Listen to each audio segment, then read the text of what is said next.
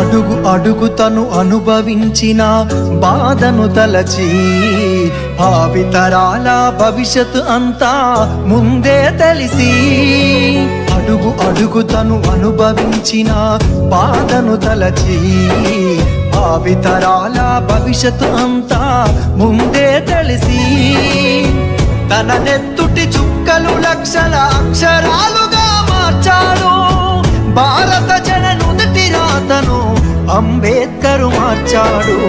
ఏమైపోయే వాళ్ళమో అంబేద్కర్ లేకుంటే, ఏ చీకటి మింగునో తను వెలుగై రాకుంటే.